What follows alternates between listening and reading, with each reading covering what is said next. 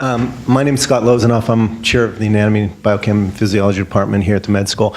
And I'll say our question, because I think it's coming from the department, is what is our role in undergraduate education for UH?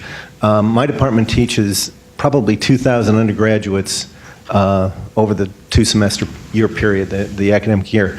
And I have no idea, I'm sure we're generating a lot of money, but I have no idea how much of that comes back to the med school. I don't really know how much comes back to the department.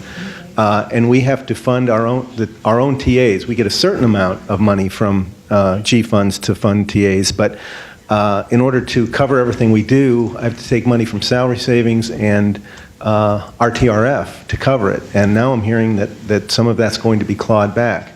So I guess my question is, what is our role in the medical school for undergraduate UH teaching, and how can I be assured that we get the appropriate funds for that mission? I think maybe I can address that. And what you've hit on is a very key point.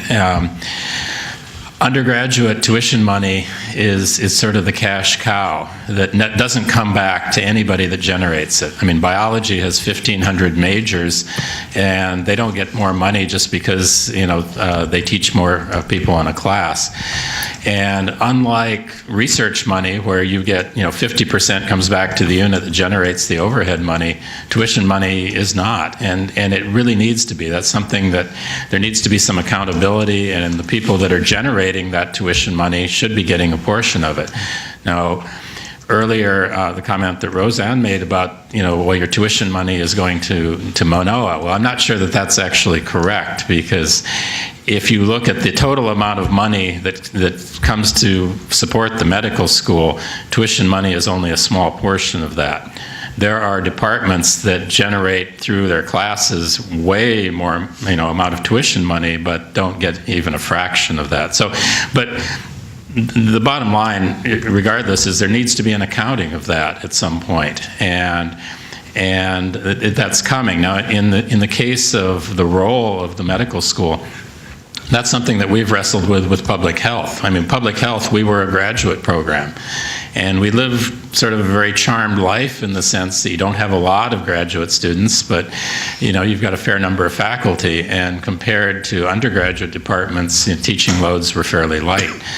Well, we recognized that was not sustainable, and there is a increasing trend for undergraduate public health degrees. So we just last month got approval of the undergraduate BA, and so we are moving towards developing an undergraduate program, of which I'm the undergraduate chair at the moment.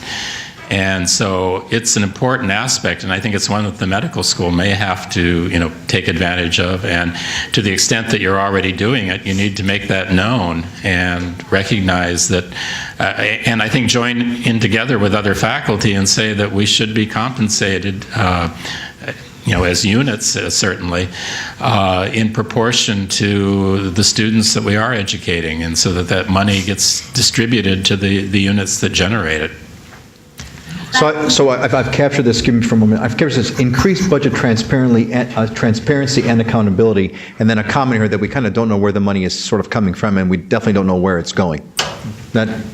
We know some of it. We do get tuition money back as undergraduate areas, as being an undergraduate school for more than 10 years. Yeah. And we got our tuition back. I could never come up with the figure that they came up with.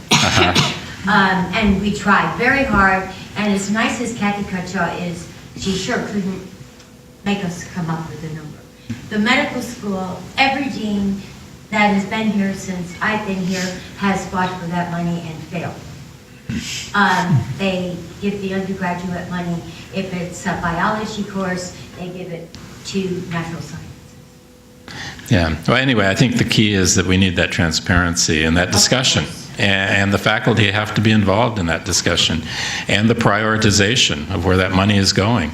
If we decide as a faculty that this is not an area that we're going to pursue, then that's what we need to do.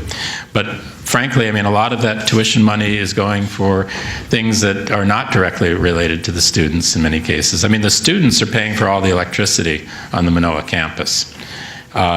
research overhead money is not paying for the electricity, despite the fact that there's a lot of research that goes on at Manoa. And, I know from experience at the Cancer Center that, we had to pay our own bills as well. But, there needs to be transparency. Right now, the Cancer Center gets a very large amount of money from cigarette tax. That is not counted as G-funded allocations, but it should be. I mean, it's state funds, the same as anything else. And so let's look at those numbers. And if one unit is getting, $20 million for, 20 faculty, and another unit is getting $1 million in state money for 20 faculty, well, we need to have a discussion about that. It's a big problem.